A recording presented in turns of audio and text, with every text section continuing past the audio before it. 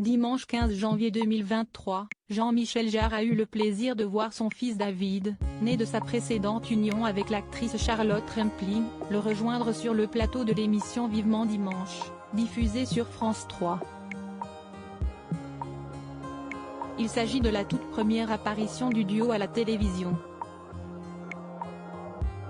De quoi émouvoir le musicien de 74 ans, notamment très content de voir que le fruit de ses entrailles s'avère être un brillant magicien.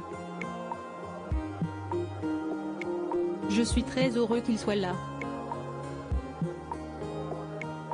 Je ne suis pas seulement fier parce qu'on est toujours fier quand ils font des choses intéressantes et inattendues. Mais il est en train de devenir le taulier sur le plan de la magie. Il a attendu un grand nombre d'années pour venir sur les plateaux télé pour préparer son show, a-t-il assuré à Michel Drucker, avant que l'illusionniste ne les rejoigne sur le canapé rouge pour effectuer son tour de magie. Je suis très content d'être là, un moment très émouvant pour le père comme le fils. Je suis très content d'être là, a notamment indiqué ce dernier.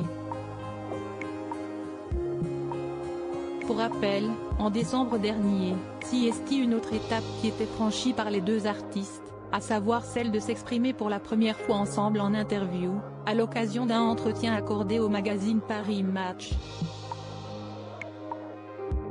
C'était le bon moment pour nous raconter, avait notamment estimé Jean-Michel Jarre. Son fils avait ensuite évoqué leur relation: le premier magicien que j'ai rencontré, CST mon père. Il a inventé son propre monde. Enfant, j'ai été bercé par les heures passées dans son studio.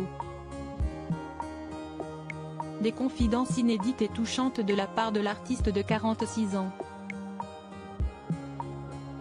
À noter que son père, aujourd'hui en couple avec la comédienne Gong Li, avait également profité de cette entrevue pour s'exprimer sur la sortie d'Oxymore, son 22e album.